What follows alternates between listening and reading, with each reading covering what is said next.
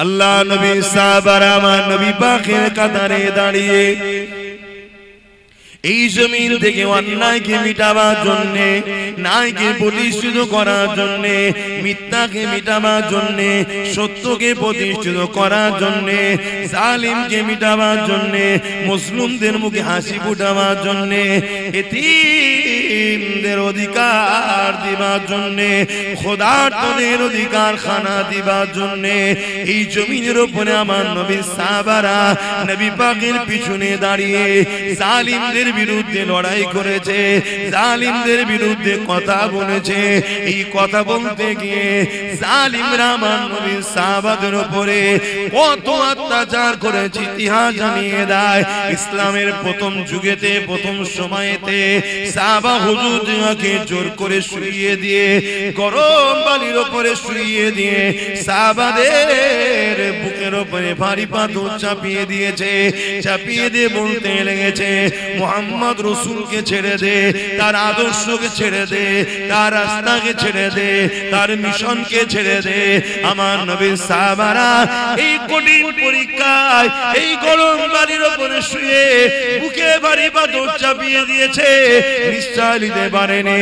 তথাপিও সাহাবারা ওই অবস্থা তো বলেছে, এ জালিমরা তোরা যতই জুলুম করিস না কেন, মুহাম্মদ আরবির গোলাম যারা হয় তারা মুহাম্মদ আরবির জন্য জান মাল সব দেওয়ার প্রস্তুত নিয়ে নিয়েছে। এই অবস্থাতে অনেক সাহাবারা শহীদ হয়ে গেছে, অনেক সাহাবারা ইন্তেকাল শহীদ হয়ে গেছে। আবার অনেক সাহাবারা এমন করে কঠিন কষ্ট স্বীকার করার পরও আল্লাহ তাদের ঈমান আমল হিফাজত করে বিজয় গাজী বানিয়ে দিয়েছে।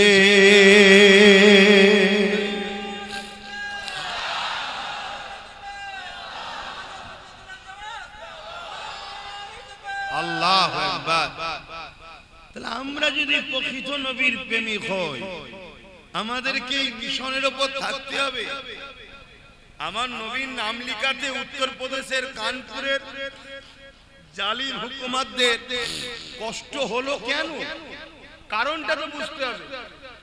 কারণ এটাই, মুহাম্মদ সাল্লাল্লাহু আলাইহি ওয়াসাল্লাম এমন একটা নাম, যে নাম ইনসাফের, যে নাম ইনসানিয়াতের, যে নাম মানবতা, যে নাম অন্যায় মিটানো, যে নাম সন্ত্রাসকে মিটিয়ে সমাজে ন্যায় প্রতিষ্ঠিত করা, যে নাম গরিবদের অধিকার দেওয়া, যে নাম ক্ষুধার্ত মানুষকে খানা খাওয়ানো ব্যক্তির নাম, সেই নাম যদি থাকে, আমরা যে সন্ত্রাসের জুলুমের সমাজ ব্যবস্থা করছি, আতঙ্কের সমাজ ব্যবস্থা করছি, এই মুহাম্মদ রাসূলের নাম যদি না মুছা যায়, তাহলে মুহাম্মাদের দিকে যদি মানুষ চলে যায়, মুহাম্মদ সাল্লাল্লাহু আলাইহি ওয়াসাল্লামের সুন্নতে মানুষ যদি জেগে যায়, তাহলে সেদিন যেমন সেদিন যেমন আবু জেল উতবা সাইবার সন্ত্রাসী রাজত্ব শেষ হয়েছে, আমাদেরও সমাজ মিটে যাবে। এটাই তো ভয়, অন্য তো কিছু নয়।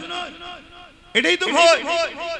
আর এই ভয়ের জন্যই তো আজ মুসলিম সমাজের যুবককে ঘুম পড়িয়ে রাখা হয়েছে, নেশা দিয়ে, নারী দিয়ে, লোভ দিয়ে, মদ দিয়ে, শিক্ষাকে কেড়ে নিয়ে বড় প্ল্যান মাফিক আমাদেরকে খারাপ করা হয়েছে। কেন? যাতে আমরা জেগে না থাকি। আমরা যদি জেগে যাই, তাহলে এই সমাজে আচ্ছা আচ্ছা ফেরাউনের ঘুম হারাম হয়ে যাবে। শুনছো তো আমার ভাইয়েরা? আর আমরা যখন উলামারা তোমাদেরকে ডাকি, আসো, তখন তারা তোমাদেরকে চেষ্টা করে আমাদের থেকে দূরে রাখা। আর এই দূরে রাখার জন্য তারাও কোনোভাবে যখন পারে না, তারা একটা 2 নম্বর উলামার টিম তৈরি করে। তারা তোমাদেরকে শুধু পুঁথিগত শিক্ষা দেবে, এমন শিক্ষা দেবে না যাতে তোমাদের চোখ ফুটে যায়, অন্যায় দেখলে না রুখে দাও। মনে রেখে দিও, দুটো হক, একটা আল্লাহর, একটা বান্দার। হকুল্লাহ আর হকুন নাস, মানুষের হক, আল্লাহর হক। আল্লাহর হকে যদি কেউ ভুল করে ফেলে, আল্লাহর হক যদি কেউ ছেড়ে দেয়, আল্লাহর হক যদি ঠিকভাবে করতে নাও পারে, আমার আল্লাহ বলছে আমার কাছে কাঁদ, তওবা কর, আমি গফুর ও গফফার মাফ করে দেব। জোরে বলুন সুবহানাল্লাহ। কিন্তু বান্দার হক হকুন নাস যদি মারিস, আমি আল্লাহ মাফ করব না। যার হক মেরেছিস সে যদি মাফ না করে, সে যদি মাফ না করে। আজ দুনিয়াদার উলামা শুধু হকুল্লাহটাই শোনাচ্ছে, হকুন নাসটা শোনাচ্ছে না। শুনছেন? এটা একটা পরিকল্পনা কাদের? যারা তোমাদেরকে ঘুম পড়িয়ে রাখে তাদেরই তৈরি করা উলামাদের পরিকল্পনা। আর এই কথাগুলো আমি বলি আমার পিছনে যত সমস্যা, কথা বুঝে আসছে তো যুবকদের? আমার ভাইগুলো শুনছো তো নাকি? এটাই হলো সমস্যা। একটা মানুষ নামাজ পড়ছে আলহামদুলিল্লাহ ভালো কথা, একটা মানুষ রোজা রেখেছে আলহামদুলিল্লাহ ভালো কথা, একটা মানুষ হজ করেছে আলহামদুলিল্লাহ ভালো কথা। এ যুবকেরা তরুণেরা অথচ বোনের হক মেরে নিয়েছে। মনে রাখবেন কিয়ামতের দিনে ও নামাজ পড়ার পরও, রোজা রাখার পরও, হজ করার পরও ও নাজাত পাবে না। কেন? হক নাশ করেছে। ওর বোন যদি ওকে ক্ষমা না করে আল্লাহ ওকে মাফ করবে না। অপরদিকে আরেকটা বান্দা বোনের হক দিয়েছে, পাড়া প্রতিবেশীর হক দিয়েছে, মানুষের হক আদায় করে দিয়েছে, কারো সঙ্গে জুলুম করে না, কারো সঙ্গে মিথ্যাচার করে না, কারো সঙ্গে গালিগালাজ করে না, কাউকে আঘাত দিয়ে কথা বলে না। অর্থাৎ হক নাশের দিক দিয়ে সে কারো দিলে আঘাত দেয়নি। অপরদিকে সে নামাজ পড়েছে, রোজা রেখেছে, বা নামাজ কাজা হয়ে গেছে, রোজা কাজা হয়ে গেছে, হজ আদায় করতে পারেনি। এ যুবকেরা, এই যুবকটা যদি আল্লাহ পাকের কাছে ক্ষমা চায়, আমার আল্লাহ বলেছেন আমি গফুর ও গফফার, তোরা তওবা কর, আমি আল্লাহ আমার হক যখন তুই আদায় করতে পারিসনি, আমি আল্লাহ তোকে মাফ ক্ষমা করে দেব।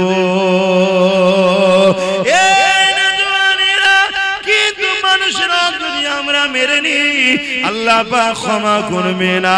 শুধু এটা নয় গো, এই যুবকেরা তরুণেরা, আল্লাহ নবী আরো জানিয়ে দিল, কেউ জালিম জুলুম করছে, কেউ অত্যাচার করছে, কেউ জালিম মানুষের উপরে অত্যাচার খুন করছে, জুলুম করছে, মানুষকে পেরেশান রেখেছে। এরকম একটা ব্যক্তি জানার পরও কোন মুসলমান যদি তার সাথ দেয়, কোন মুসলমান যদি তাকে সহযোগিতা করে, আল্লাহ নবী জানিয়ে দিলেন ওই মুসলমানটা ইসলাম থেকে বেরিয়ে যাবে। জালিমের সহযোগিতা করে জালিমকে ক্ষমতায় আনা যাবে না, জালিমের সহযোগিতা করে জালিমের সাথ দিয়ে জালিমকে তাকত ক্ষমতা দেওয়া যাবে না। আপনি জানার পরও যে ও জালিম, এই জানার পরও যদি আপনি ওর সাথ দেন, রাসূলুল্লাহর হাদিস মিশকাত শরীফ খুলে দেখলেন, আল্লাহ নবী জানিয়ে দিলেন ও ইসলাম থেকে বেরিয়ে যাবে। শুনছেন তো? এই কথাটা আমার কওমকে জানানো দরকার আছে না? না, কেন আমার কওমকে বড় প্ল্যান করে ইসলাম বিদ্বেষীরা, বেঈমান ইসলাম থেকে বার করতে চাইছে, হ্যাঁ কি না? তাহলে তার জন্য তো বুঝাবার দরকার। আর এই যখনই বুঝাতে যাচ্ছি যে আর কোনো ওয়াজ নেই, এ কথা বলতে হবে কেন? একটা ছেলে এক ওয়াক্ত নামাজ কাজা করে দিয়েছে, ইসলাম থেকে বেরিয়ে যায়নি। একটা ছেলে দু চারটে রোজা ছেড়ে দিয়েছে, ইসলাম থেকে বেরিয়ে যায়নি। একটা ছেলে হজ করতে পারেনি, ইসলাম থেকে বেরিয়ে, একটু বলবেন তো, যায়নি। একটা ছেলে প্যান্ট শার্ট পরেছে, দাড়ি চেঁচেছে, ইসলাম থেকে বেরিয়ে যায়নি। কিন্তু একজন জালিম জানার পরও সেই জালিমকে সহযোগিতা করে, জালিমের সাথ দেয়, জালিমকে ক্ষমতায় আনে, আল্লাহ রাসূল বলছে সে ইসলাম থেকে বেরিয়ে যাবে। কথা শুনছো যুবকরা? এবার ইসলাম থেকে বেরিয়ে গিয়ে যদি নামাজ পড়ে ও নামাজের দাম, ইসলাম থেকে বেরিয়ে যদি হজ করে, ইসলাম থেকে বেরিয়ে যদি মসজিদ বানায়, মাদ্রাসা বানায়, কোরআন পড়ায়, হাদিস পড়ায়, কথা বলেন কথা বলেন। এই কথাগুলো যখনই বলছি, এ সমাজে এমনও মুফতি আছে, এ সমাজে এমনও মাওলানা বক্তা আলেম উলামা আছে, এ সমাজে এমনও নামাজি আছে যারা জালিমদের পিছনে ঘুরে বেড়ায়, জালিমদের থেকে দালালি খায় আর জালিমদের হয়ে কথা বলে। তারা তখন আমার বিরুদ্ধে তাদের পুষা ইউটিউবারদের লাগাবে না, লাগাবে না, যাতে আমার কথা সমাজ না খায়, আমার কথা মুসলিম উম্মা না শুনে নেয়। কেন মুসলিম উম্মা যদি আমার কথা শুনে নেয় তাহলে জালিমদের সাথীরা দেবে না, আর জালিমদের যদি সাথ না দেয় তাহলে নেক্সটের কি রাস্তা আছে জালিমদের বিরুদ্ধে? জালিমদের বিরুদ্ধে যদি হয় তাহলে আজকের ফেরাউন তারা বনি ইসরাইলকে ভয় করবে না, করবে না? এটাই তো ব্যাপার, এটাই তো বিষয়। কিন্তু আপনারা যারা মনোযোগ দিয়ে শুনছেন, আপনারা বিবেক নামক দরজাকে আঘাত দিয়ে খুলুন, খুলে জিজ্ঞাসা করুন নবীদের মিশনটা কি ছিল। বেশি যত নবী এসেছে বেশিরভাগ নবীদের মিশন ছিল জালিম শাসকদের হাত থেকে আল্লাহর সৃষ্টিকে উদ্ধার করে শান্তি সমাজ প্রতিষ্ঠিত করে তাদেরকে শান্তি সমাজে বসবাস করার রাস্তা করে দেওয়া। জোরে বলুন সুবহানাল্লাহ। মাইক বাজছে না বলছে? আচ্ছা আচ্ছা ঠিক আছে, কথা শুনছেন তো আপনারা? আমার আলোচনায় অসুবিধা হচ্ছে? আমার বক্তব্য কিন্তু এটাই, কেউ নামাজ নিয়ে ওয়াজ করছে ভালো জিনিস, কেউ রোজা নিয়ে ওয়াজ করছে ভালো জিনিস, কেউ হজ নিয়ে ওয়াজ করছে ভালো জিনিস, কেউ যাকাত নিয়ে ওয়াজ করছে ভালো জিনিস, সবটাই তো শরীয়ত নাকি? ঠিক তেমনি কেউ কেউ তো ইনসাফের পক্ষে, ন্যায়ের পক্ষে, জালিমদের বিরুদ্ধে ওয়াজ করা এ সমাজে দরকার আছে না? না, সেটাকেও ভালো না বলে তার পিছনে লাগাটা উচিত হচ্ছে না। কথা বুঝে আসছে তো নাকি? হ্যাঁ, আলেম ওয়াজ করবে নামাজ নিয়ে, রোজা নিয়ে, হজ নিয়ে, দাড়ি নিয়ে, টুপি নিয়ে, জুব্বা নিয়ে, পাগড়ি নিয়ে, এক একজন এক এক বিষয়ে ওয়াজ করবে, তো সবটাই তো ইসলাম। ঠিক তেমনি একজন যদি ওয়াজ করে যে বাবা অন্যায় দেখলে হাত দিয়ে রুখতে হবে, রাসূলুল্লাহর হাদিস, হাতে যদি রুখতে না পারো মুখ দিয়ে অন্যায়ের প্রতিবাদ করো, যদি মুখে প্রতিবাদ করতে না পারো ঘৃণা করে দূরে সরে যাও। এ যুবকেরা, আল্লাহ নবী বললেন ঘৃণা করে দূরে সরে গেলে এটা হলো ইমানের মধ্যে সব থেকে দুর্বল ইমান, অর্থাৎ ইমানের একদম নিম্ন শ্রেণীর স্তর। প্রথম নম্বর ইমান হলো অন্যায় দেখেছে হাত দিয়ে প্রতিরোধ করেছে, কিন্তু হাতে ক্ষমতা নেই। দ্বিতীয় নম্বর ইমান, তাকে মুখ দিয়ে প্রতিবাদ করেছে, এটা অন্যায়, এটা অন্যায়, মুখ দিয়ে প্রতিবাদ করেছে, কারো মুখে প্রতিবাদ করানোর ক্ষমতা নাই, অন্তর থেকে ঘৃণা করে দূরে সরে গেছে। এই অন্তর থেকে ঘৃণা করে দূরে যে সরে গেছে এরও মধ্যে ঈমান আছে, কিন্তু এ হলো বড় দুর্বল মাইন্ডের ঈমান, বড় দুর্বল কমজোর ঈমান। কিন্তু দুঃখের বিষয়, কিন্তু আমার নবীর উম্মত দাবি করে কোন মুসলমান যদি অন্যায় দেখে হাতে রুখলো না, মুখ দিয়ে প্রতিবাদও করলো না, অন্তর থেকে ঘৃণাও করলো না, উপরন্তু সেই অন্যায়ের সঙ্গে সাথ দিল, অন্যায়কে সংগঠিত করার জন্য আরো সহযোগিতা করলো, অন্যায়ের পাশে দাঁড়িয়ে গেল।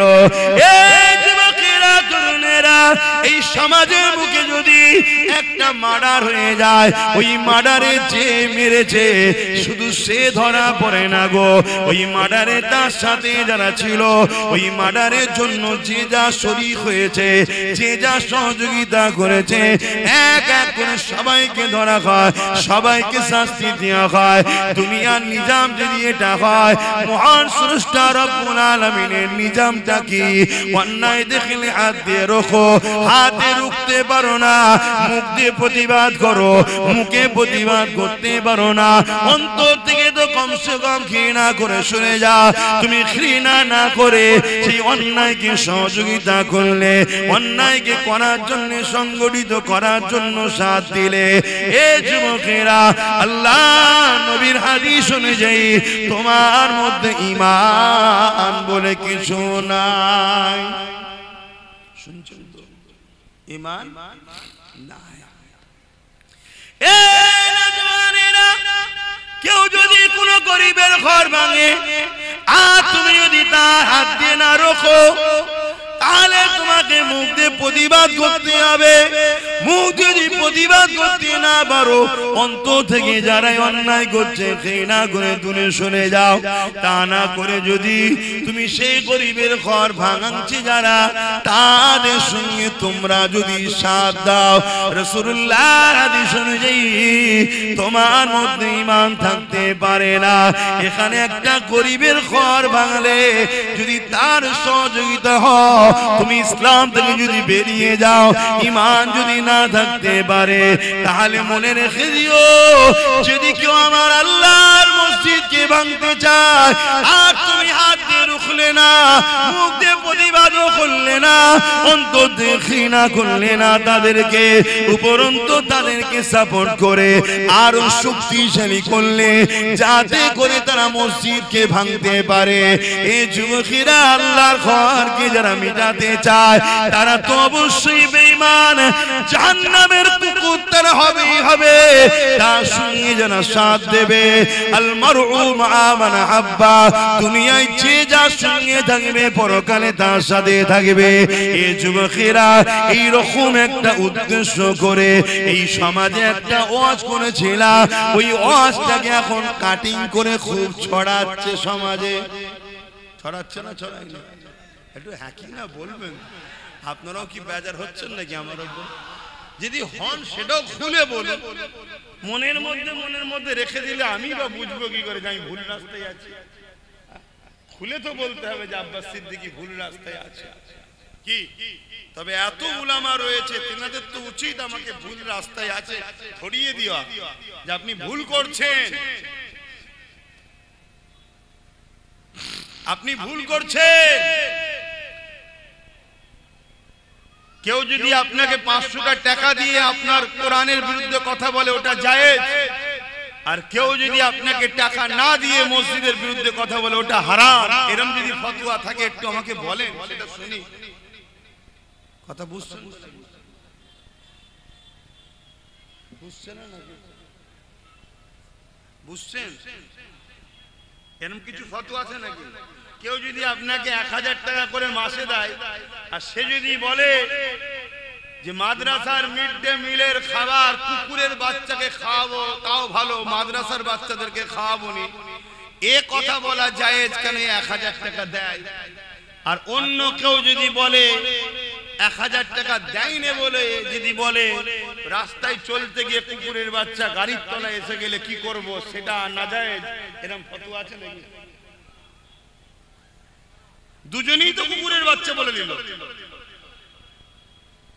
একজন বলল যে রাস্তায় চলতে গিয়ে গাড়ির তলায় যদি কুকুরের বাচ্চা এসে যায় কি করব? মনে পড়ছে কথাটা?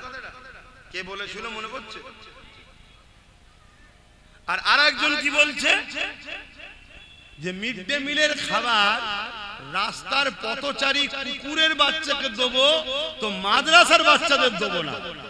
তাহলে মাদ্রাসার বাচ্চা কি পথচারী কুকুরের বাচ্চার থেকেও খারাপ?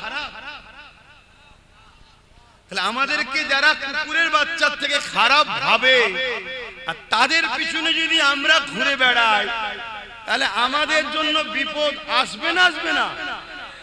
যেসব ভাইয়েরা আমার অজগুলোকে কেটে কেটে মিথ্যাচার করছো, এই সত্য খবরটা তোমরা জাতির কাছে কই দিচ্ছ না তো? কি ব্যাপার? কিছু ভাড়া পাচ্ছেন নাকি আপনারা? এক কথা বুঝছেন না? বোঝেন? এইটার বিরোধী করা দরকার আছে না? না। কেউ যদি কোনো মুসলমান নিজেকে মনে করে যে আমি কুকুর, আমার বাচ্চা কুকুরের বাচ্চা, সে বিরোধী না করে, আলাদা ব্যাপার। কথা শুনছেন? কোন মুসলিম ঘরে যদি এমন ছেলে জন্ম নেয়, দেখা যাবে সে নিজেকে কুকুর মনে করছে, তার বাচ্চাকে সে নিজে কুকুরের বাচ্চাই মনে করে।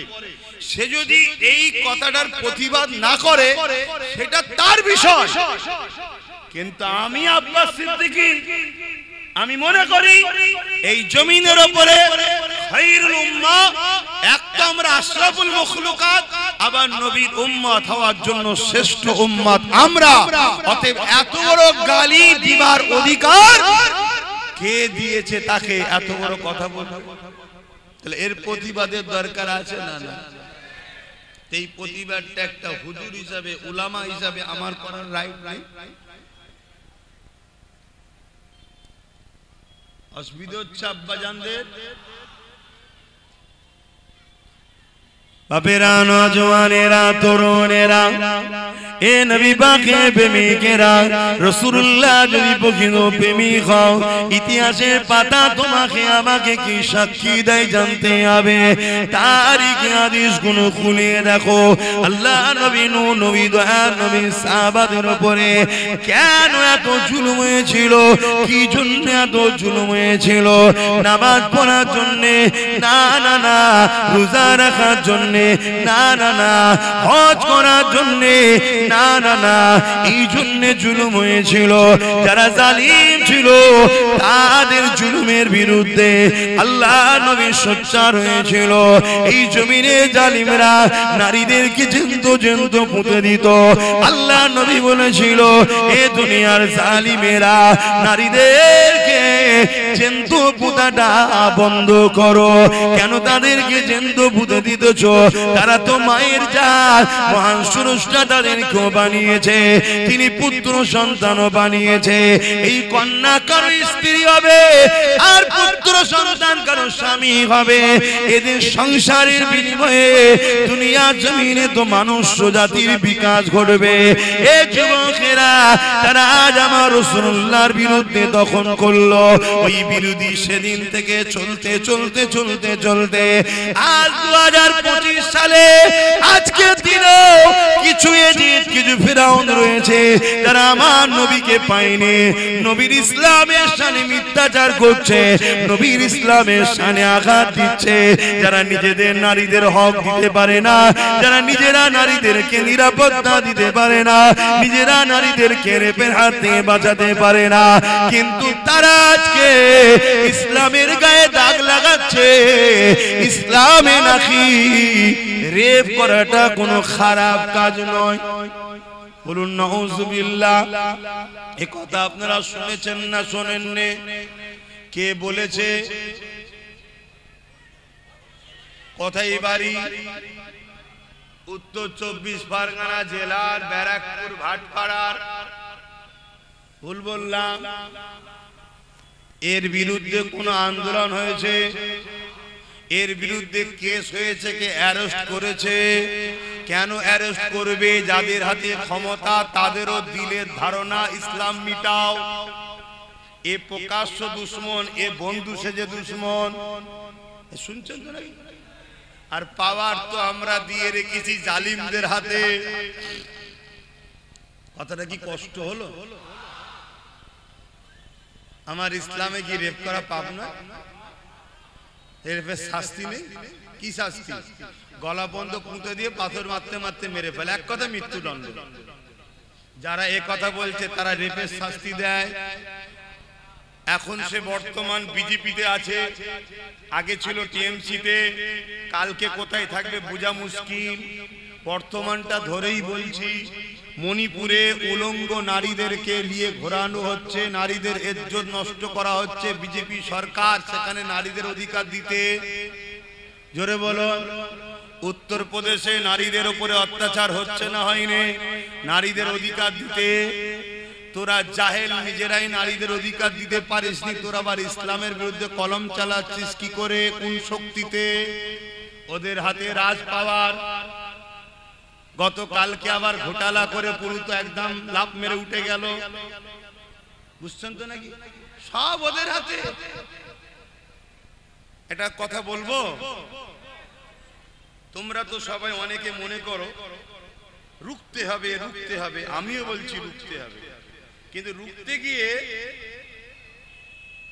নিজের ছেলে ক্ষুধার্ত সেটাকে খেয়াল নেই, রোকো, পাশাপাশি নিজের ছেলের কথাও তো ভাবো যে আমি আমার ছেলে কবে খাবে, এটা ভাবতে হবে না?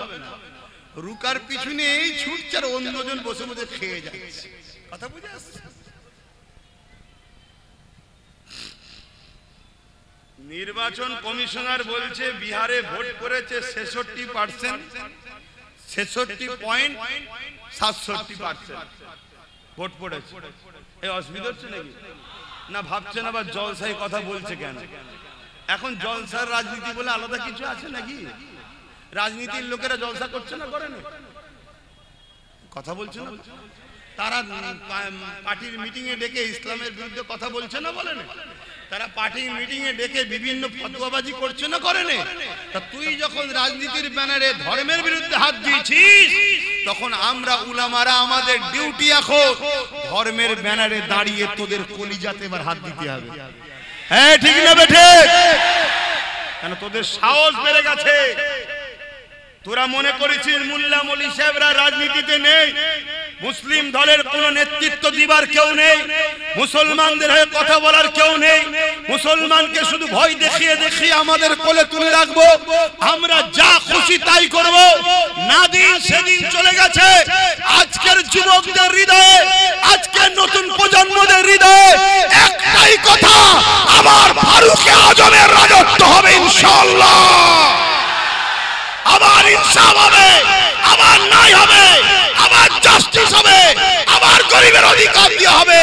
এর জন্য আমার নবীর উম্মতেরা আগামী দিন এতিম, অসহায়, গরিব, বিধবা, বঞ্চিত, শোষিত, লাঞ্ছিত মানুষের হয়ে এই যুব সমাজ তারা লড়ার জন্য তৈরি হয়েছে। ঠিক না বেঠি? হাত তুলে সাক্ষী দাও আল্লাহকে, লড়াই করতে রাজি, লড়াই করতে রাজি।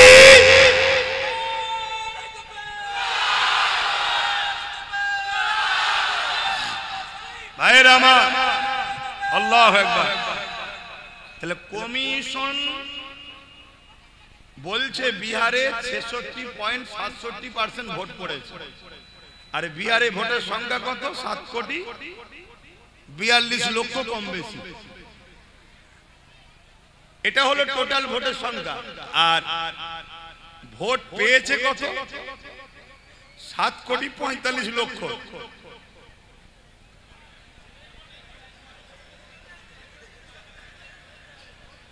100% ভোট পড়েনি, পড়েছে কত? 67% ভোট পড়েছে।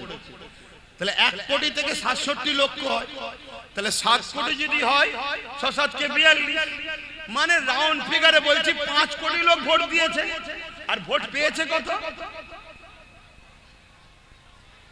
7,45,00,000। মানে টোটাল ভোট হচ্ছে 7,42,00,000। 100% যদি ভোট পড়তো তাহলে 7,42,00,000 ভোটার ভোট পড়তো। সেই জায়গায় 67% ভোট পেয়েছে। তারপরও 1,42,00,000 থেকেও বেশি 7,45,00,000 ভোট পেয়েছে। যারা এরকম করে চুরি করে তাদেরকে তোমরা রুখবে কি করে? আমি কি বুঝাচ্ছি, বুঝছো?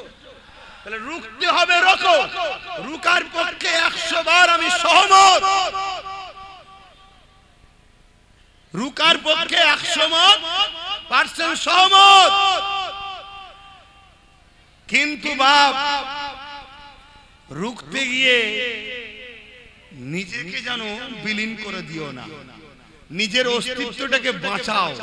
আমার এটা বক্তব্য। কথা বুঝে আসছে না? না কেন কিভাবে ঘোটালা হচ্ছে বুঝতে পারছো? এই ঘোটালা সব জায়গাতেই। এই কথাটা বিস্কানে বললাম, অসুবিধা হলো। এটা জুলুম না ন্যায়? এটা জুলুম না? জুলুম নয়, কোনটা জুলুম? এটা অন্যায়। যা কাশের আবার ধর্মের আলোচনায় চলে আসি, আমার নবী পাকের সাহাবাদের উপরে জুলুমটা কেন হয়েছিল, অন্যায়ের বিরুদ্ধে কথা বলেছিল তিনারা, এতিমের পক্ষে কথা বলেছিল, মানবতার পক্ষে কথা বলেছিল, খোদার্থ মানুষের পক্ষে কথা বলেছিল, অসহায়ের পক্ষে কথা বলেছিল। এ যুবকেরা, তরুণেরা তাওহীদের বাণীর পক্ষে কথা বলেছিল। করেছিল তিনারা। এই জন্য সাহাবা হুজুরদের উপরে জালিমরা বড় জুলুম করেছিল। কতটা জুলুম করেছে প্রথমেই বললাম।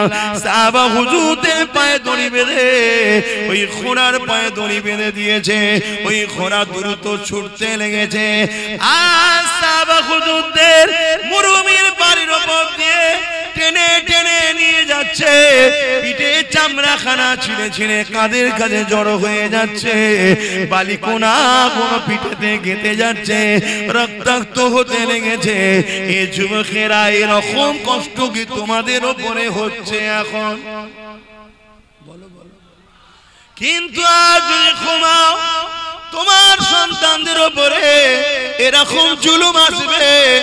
আজ যদি তোমরা না জাগো, এখনো তোমরা একমতো যদি হও, আল্লাহর জাত পাকের কসম করে বলছি, যার কুদরতিয়াতে আব্বাসের জান রয়েছে, ইনশাআল্লাহ এমন একটা জমিন আমরা করে রেখে যাব, যদি ফসল আমরা না খেতে পারি, মাঠটাকে চাষযোগ্য করে যাব।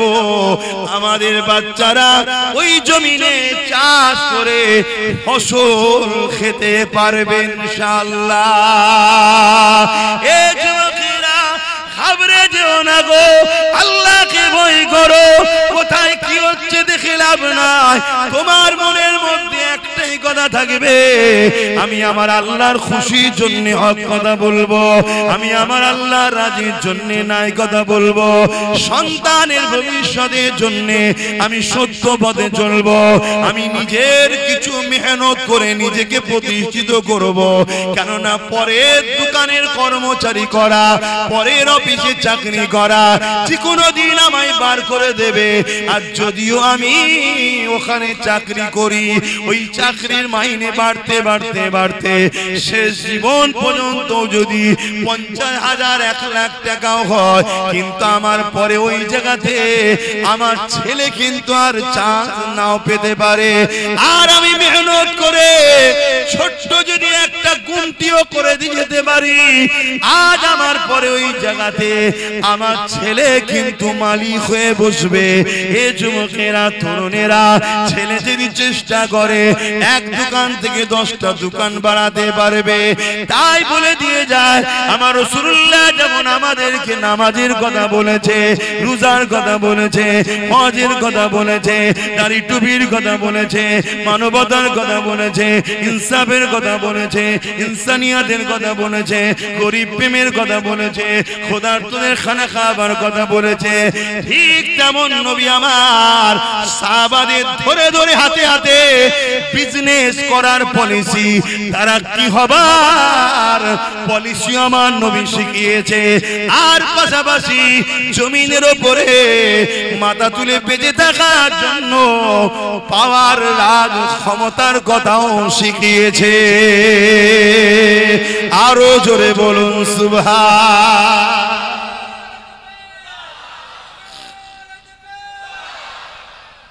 আর আজকে নামাজটা নিলেন, মসজিদটা নিলেন, রোজাটা নিলেন, হজটা নিলেন, সবটা নিলেন, আর রাজনীতিটা ছেড়ে দিলেন।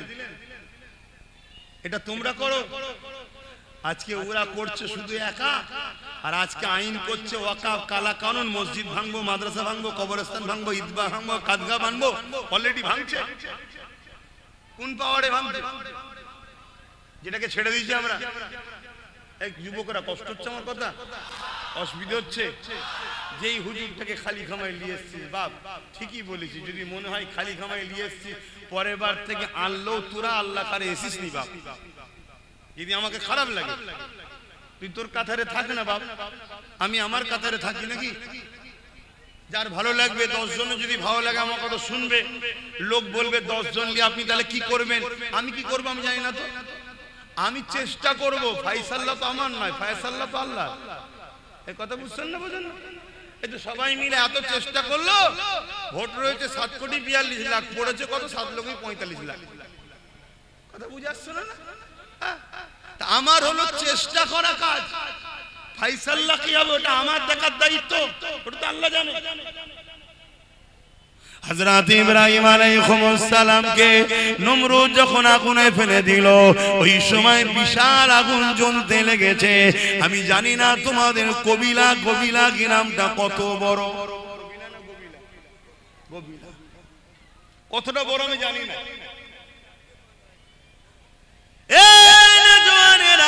কিন্তু ইরাকের জমিনে ব্যাবিলনে যান, গিয়ে দেখেন ইব্রাহিম নবীকে যে জায়গায় আগুন তৈরি করে বাদশা নমরুদ ফেলেছিল, কি জন্য ফেলেছিল? বাদশা জুলুমের বিরুদ্ধে ইব্রাহিম নবী ছিল, বাদশা শিরকি রাস্তায় ছিল, অন্যায় রাস্তায় মানুষকে ডাকতো, বাদশা কুফরি রাস্তায় মানুষকে জোর করে ডাকতো, বাদশা মানুষের উপরে জুলুম করতো, বাদশা মানুষের উপরে অত্যাচার করতো, মানুষকে দাসী বানিয়ে দিয়ে তার দাসত্ব মানুষকে করাতো। এই সময় ইব্রাহিম নবী জালিম নমরুদের বিরুদ্ধে যখন কথা বলতেছিল, ইব্রাহিম নবীকে অনেক দিক দিয়ে নমরুদ হত্যা করার চেষ্টা করেছে, কোন দিক দিয়ে যখন পারেনি, ইব্রাহিম নবীকে নমরুদ বিশাল আগুন তৈরি করে ওই আগুনের কুণ্ডুতে ইব্রাহিম নবীকে ফেলে দিয়েছে। ইব্রাহিম নবী ওই আগুনের কুণ্ডুতে যখন পড়তে লেগেছে, আমার আল্লাহ পাক বলেছিলেন এই আগুন ইব্রাহিমের জন্য আরামদায়ক ঠান্ডা হয়ে যাও গো, সঙ্গে সঙ্গে ফুলের বাগান তৈরি হয়ে যায়। চারিদিকে আগুন, বিচকানে ফুলের বাগান তৈরি হয়ে গেল। তার মধ্যে ইব্রাহিম নবী খুঁজছে ফিরছে, আল্লাহর জান্নাতি নিয়ামত খেতে লেগেছে। অনেক বড় কথা, আমি ওদিকে যাচ্ছি না, আমি যে বিষয়টা আমার যুবকদেরকে, মায়েদের বাপেদেরকে বোঝাচ্ছি, এ যুবকেরা মন দিয়ে শোনো। ওই সময় দেখা যায় দুটো আল্লাহর মখলুক, একজন চোঁচে করে পানি নিয়ে এসেছে, ইব্রাহিম নবীর আগুনে দেবে যাতে করে আগুনটা নিভিয়ে যায়। এত কম পানি তার চোঁচে রয়েছে, যার নাম হলো আজনাই, যে কিনা 2-4-5 ফুট হয়তো পানি হবে। ওই পানিতে ইব্রাহিম নবীর আগুন কি কোনোদিন বন্ধ হবে মনে হয়? একটা বিশাল গ্রামের মতো এলাকায় আগুন জ্বলছে, এই মাঠটার মতো নয়, বিশাল বড় একটা এলাকা, একটা গ্রাম, এত বড় এলাকা গর্ত করা আছে, সেই জায়গাতে আগুন ধরিয়েছিল। এত বিশাল আগুনে ওই একটা মখলুকের 5-6 ফুটা পানি যে চুঁচে করে আনতে পারে, তার এই পানিতে কি আগুনটা বন্ধ হবে? একটু বলুন, বিবেককে বলুন। কিন্তু ও ইব্রাহিম নবীর বিরুদ্ধে না পক্ষে, আগুনটা বন্ধ করার চেষ্টা করছে, কিন্তু হবে কোনদিনই। কথা বুঝে আসছে? অপরদিকে আরেকটা হলো গিরগিটি। কি নাম? গিরগিটি। যারা রং পাল্টায় এদেরকে গিরগিটি বলা হয়। কিছু গিরগিটি নেতাও বেরিয়েছে, আছেন না? না, আপনার সঙ্গে ইফতার খেয়েছিল, আপনার সঙ্গে একসাথে বসেছিল, কি পূর্ব মেদিনীপুরে গিরগিটির মতো রং পাল্টেছে না পাল্টাইনি? জোরে বলে। এখন আবার কালকে লাড্ডু খাওয়াচ্ছে, বলছে এবারে আমাদের বাংলা। অত সহজ না, কথা বুঝে আসছে না? না, যতটুকু পেয়েছিস দিদির দয়াতে পেয়েছিস, বেশি আর কথা বলিস না, আমরা সব বুঝি। তোরা দুজন সেটিং এ আছিস, অন্য কাউকে বিরোধী রাখতে চাইছে না, তোকেই রাখতে চাইছে। কেন? তুই থাকলে এ যা করবে তুই ধামা চাপা দিবি, আর তুই যা করবি এ তোকে সিকিউরিটিদের নিরাপদে রাখবে। অন্য কেউ বিরোধী হয়ে গেলে তোদের দুজনেরই কপালে বাস পড়ে যাবে। কি গো, কথাটা কি ভুল বললাম না? আপনাদের খারাপ লাগছে? এই যারা দাঁড়িয়ে আছেন বলেন, অসুবিধা হচ্ছে? আমার তো সোজাসুজি কথা, কাউকে তো ধরে আনিনি। বা এই গিরগিটির মতো শুধু রং পাল্টা। একদিন মাথায় টুপি দিয়ে সাদা পায়জামা পাঞ্জাবি পরে এসে খুব ইফতার খেয়েছে আমাদের সাথে। খেয়েছে না খাইনি? আমার সাথে না খেলো, আমাদের সাথে তো খেয়েছে নাকি? হ্যাঁ, অনেকে মনে করেছিল ভালো হবে, হয়তো ভালো। ন্যাস তুলে দেখেন এড়ে না বেড়ে দেখেন। কথা বুঝে আসছে? ঘুমটা দেখেছে, মসজিদে ঢুকিয়ে দিয়েছে, জানে না যে মসজিদে ঢুকাতে। কিরম হচ্ছে না? হয়নি? ঘুমটা দেখেছে, কলিকাতার ঈদগাহ রেড রোডে নামাজ হয়, ওখানে নিয়ে চলে গেছে। এই ঈদের নামাজে যাওয়া যায় মহিলাদের? নিয়ে চলে গেছে। তাহলে এটা ধর্মকে নিয়ে কি খেলা করা হচ্ছে না? ও এর বিরুদ্ধে কেউ কোন মিডিয়া করে আর করে বলবে না। আব্বাস সিদ্দিকী এই যে বলছে, এর মধ্যে থেকে আর কি খুঁত পাওয়া যায় দেয়, ওইটাকে কেটে ছড়া। কেন? এদেরকে দুনিয়ার বেঈমান নেতারা অর্থ দিয়ে পুষছে। চালাও চালাও, চালিয়ে যাও। কত ফেরাউন এসেছে, কত নমরুদ এসেছে, কত আব্দুল্লাহ ইবনে উবায়ও এসেছে, মুখ ভর্তি দাড়ি, মাথায় টুপি, বড় পাগড়ি ছিল, বড় জুব্বা ছিল, বড় জাননেওয়ালা ছিল, বড় বক্তা, বড় কোরআন জাননেওয়ালা, এমনকি নবী পাকের সোজাসুজি নামাজ পড়তো। আবু বকর সিদ্দিককেও দাঁড়াতে দিত না, কিন্তু কোরআন ঘোষিত সে জাহান্নামী হয়ে গেছে। কথা বুঝে আসছে? সবাই চোখে ধুলা দিয়ে যেতে পারে, আব্বাস তোমাদের চোখেও ধুলো দিয়ে দিতে পারে, কিন্তু আব্বাস আমার আল্লাহর কুদরতি চোখে ধুলো দিতে, জোরে বলো, ইজ্জতের মালিক তোমরা না আল্লাহ, জোরে বলে, আরো জোরে বলে। অতএব আব্বাস যেখানে যায়, আল্লাহ শুকর করে বলছি, মানুষের ভিড়ে ঠেলাতে, চিৎকার চেঁচামেচিতে ওয়াজ করতে পারছি না আমি। সমস্যা এই গত মনে হয় পরশু দিন, গতকাল জুম্মা গেল, পরশু দিন কোথায় গেলাম, ঢোলা, ঢোলাতে সারাক্ষণ তো ঝগড়াই হলো, কি জায়গা পাই দাঁড়াতে পারেন, এই ঝগড়া হয়ে হয়ে সারাক্ষণ সময় চলে গেল। কি ওয়াজ করব?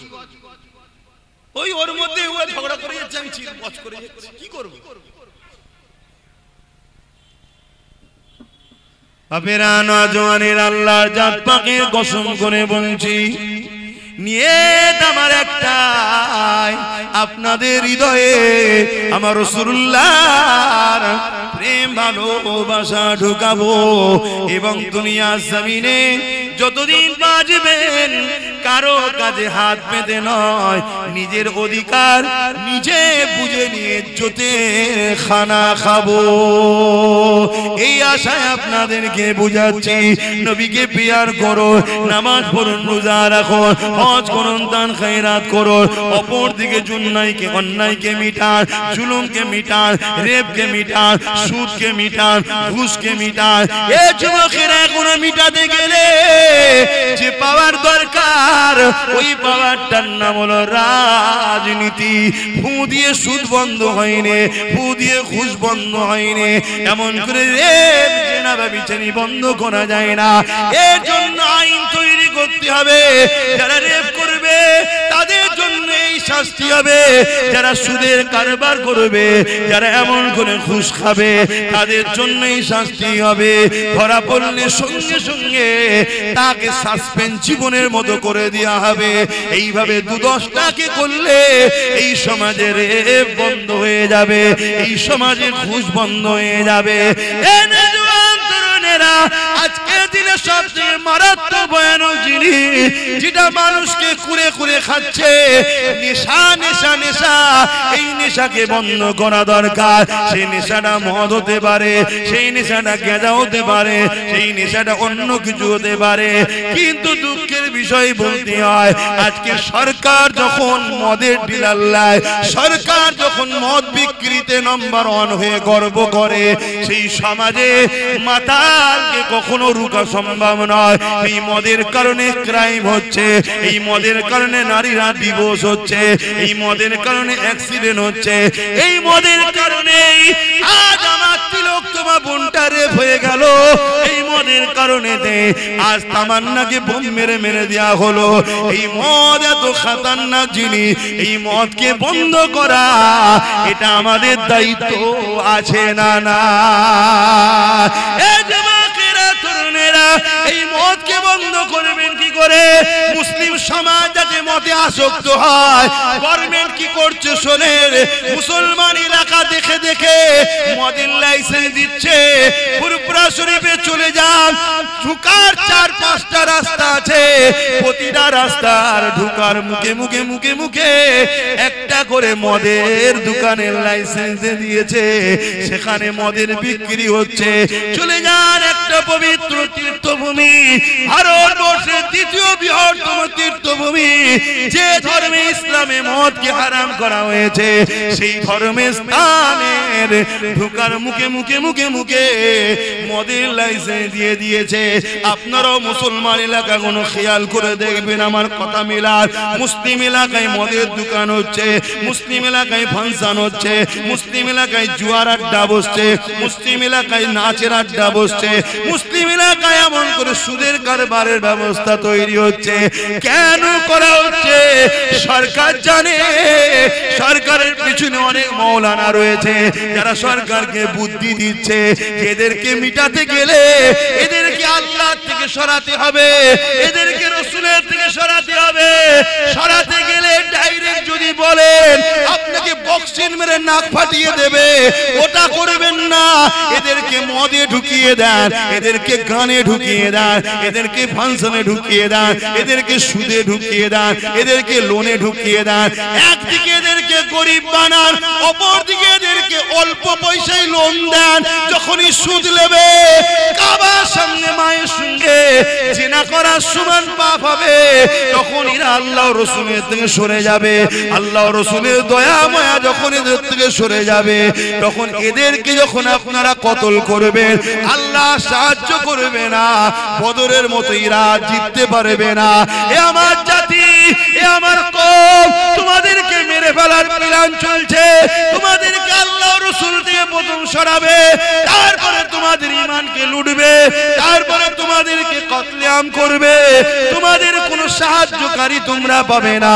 যতগুলো মুসলিম নেতা দেখছো, এরা একটা কেউ কথা বলে না, এরা একটা কেউ জবান খোলে না, এরা শুধু যে হুজুর যে হুজুর যে হুজুর করে নিজের গদিটা টিকিয়ে রাখার জন্য। এই রকম একটা জায়গায় দাঁড়িয়ে আজ যখন দাদা পীরের 4র্থ প্রজন্ম হয়ে আমি জানকে বাজি লাগিয়ে আজ যখন আমার সমাজকে জাগায়, আজ যখন আমার সমাজকে বুঝায়, আজ যখন সমাজকে ভাবাতে লেগেছি, ওরে আমার সমাজ রে, তোর সরকার তোকে আল্লাহ রাসূলের থেকে সরাবার কি পরিকল্পনা করেছে দেখ। এক তো সরকারের কাজ নয় মসজিদ মন্দির করা, ট্যাক্সের পয়সায় দিঘাতে মন্দির করলো, যা তা ধর্ম যা পারছে করগে যা। আবার ওই মন্দিরের প্রসাদ রেশনের দ্বারা তোদেরকে খাইয়ে বেঈমান বানাবার প্ল্যান তোদের সরকার তৈরি করছে। এরা তোদেরকে মিটাতে চায়। তোদের অন্তরে ঈমান থাকলে, তোদের পেটে হালাল খাদ্য গেলে, আজকের এই ফেরাউনরা জানে এরা কখনো বিজয় লাভ করতে পারবে না।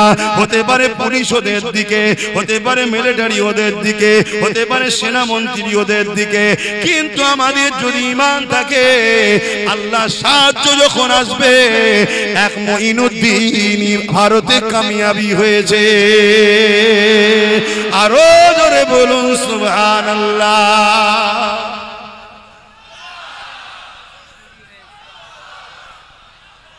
ভাইরা আমার, বলুন আব্বাস সিদ্দিকী অন্যায় করছি আমি, জোরে বলুন অন্যায় করছি। এর পরও দিনের শেষে একটাই কথা হবে, কি হবে? ডাকাতকে রুখতে হবে। বলবে না? বলবে না? চোর বলছে ডাকাত রোকো। চোর কি বলছে? কথা বলছে না। এই চোর বলছে ডাকাত রোকো। ডাকাত রুকা দরকার আছে না? না, কিন্তু চোরের কথা বুঝছো না তো? চোরের সাথে ডাকাত ঢুকা যায়?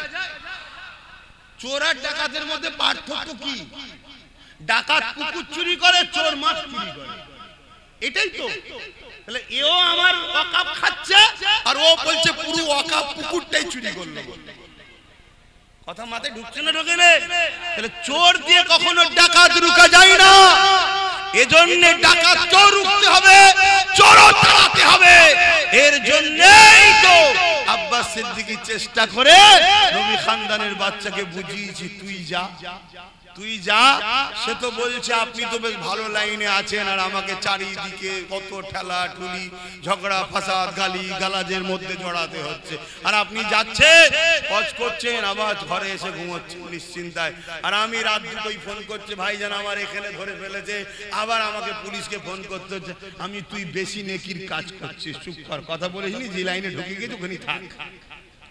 বুঝতে পারছেন না, পারেন না?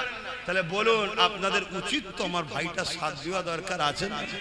আল্লাহকে সাক্ষী রেখে বলুন, দরকার আছে না? না, লম্বা করে হাত তুলুন।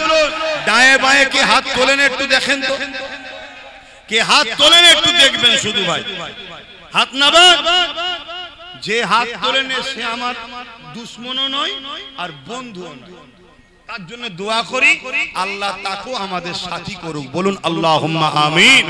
আজকে একটা যদি এত কিছু করতে পারে, তার সাথে যদি আরো গোটা 30-40 থাকে, আমাদের উপকার না লস? জোরে বলুন।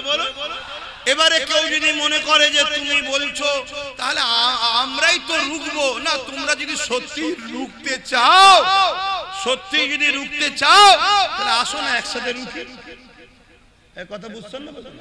আসুন একসাথে রুখি। না না, একসাথে নয়। কেন একসাথে নয়? বলতে একসাথে যদি রাত্রিরে ঘরের পাহারা দেয়, তোমার লোক আমার লোক থাকে, তা রাত্রিরে যখন ডাকাত ঢুকবে, আমি যে দরজা খুলছিলাম তুই তো খুলতে দিবি না। শুনছেন না? শুনুন না, একসাথে হলো অসুবিধা কি আছে? এই অসুবিধা আছে?